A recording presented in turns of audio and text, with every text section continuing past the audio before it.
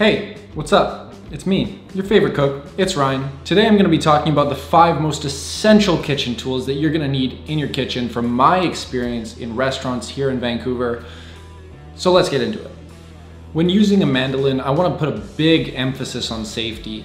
It is one of the most dangerous tools that I have used in the kitchen. I've cut myself many times. I've seen many people cut themselves, and you really want to be careful when you're using it. It's very easy to slip and just catch your fingers on it.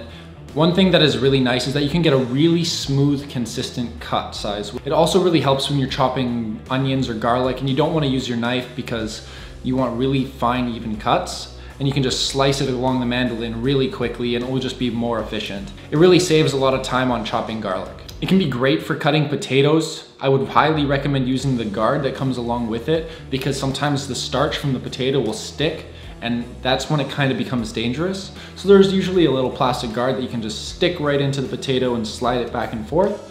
It will really save you a lot of time, help you be more efficient when you're cutting your potatoes for maybe a mille-feuille, scallop potatoes, or something like that.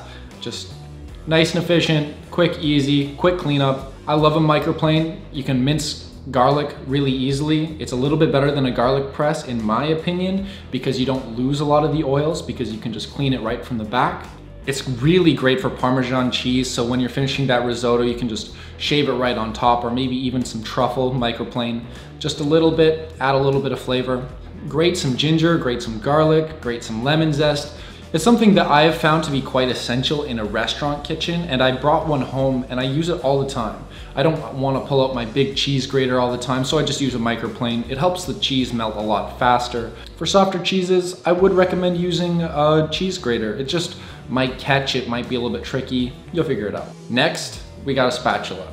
Now, I know what you're thinking. Why the hell do I need a rubber spatula? It's pretty pointless, right? Like, it's not something that I need to use every day. However, I would like to emphasize on its availability for non-stick cooking. When you're making a scrambled egg, you don't want to put a metal spoon in and wreck that Teflon on your pan. So a rubber spatula can get in there, mix your eggs super easily, just really nice and smooth. Another great thing that a rubber spatula is good for is getting all the ingredients out of jars. You can just, don't be wasteful. Make sure you use that spatula. Don't be throwing out 1/3 of your ingredients from that bowl because you don't know how to clean out a bowl.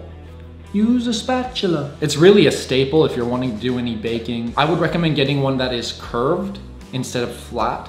I find that you're able to scrape bowls easier and whip things easier. When you're sauteing your onions and garlic, keep an eye on things, being really delicate and precise, just so that things don't burn too quickly. You're just really able to have more control over what you're doing. Fourth up, we got a honing rod. A honing rod is really important on keeping your knife sharp. Getting your knives sharpened can be a really big process, and sharpening your own knife with a stone is quite technical and difficult. Even I struggle with it sometimes. A honing rod will increase the amount of time that you can use the knife without bringing it to a shop or a stone itself. It just keeps your knife sharp. You don't really have to worry about it too much.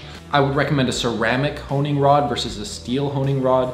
You're just really able to get rid of those metal particles. It's just a little bit easier for yourself.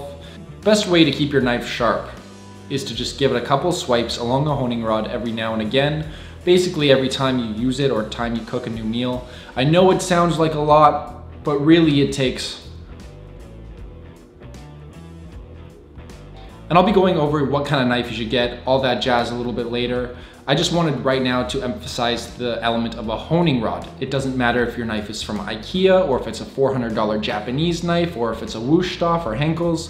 It's really important to have that honing rod to keep that knife sharp so that you don't have to keep on bringing it back to a sharpening stone or a store for them to sharpen it and reducing the blade on your knife. Honing rod just takes a little microfibers. And finally, I want to talk about a vegetable peeler. The Honest Simple vegetable peeler. I was thinking about it originally because I thought most people would have a vegetable peeler. But then I realized you probably don't always have the right kind of vegetable peeler. There's a few different kinds. When choosing a veggie peeler, it's important to choose a Y shape versus a swivel. You want to have a nice consistent stroke instead of going back and forth. That is when you lose a lot of product because food waste is a real issue and we want to take care of our environment and our land. A vegetable peeler has a lot of uses. You can peel carrots, you can peel celery. If you have a nice thin peeler, you can peel cheese right onto something. You like that thick potato skin in your mashed potatoes? Are you crazy? You didn't make that cake, you mixed it. Peel some chocolate into it. Now you can say you made it. Thank you guys for watching. Let me know what your favorite kitchen tools are in the comments below. Like and subscribe if you guys want to. It would really help me out, as my aspirations are much bigger than just talking to you guys about what 5 instruments you need in your kitchen. Help me out. We got lots to talk about.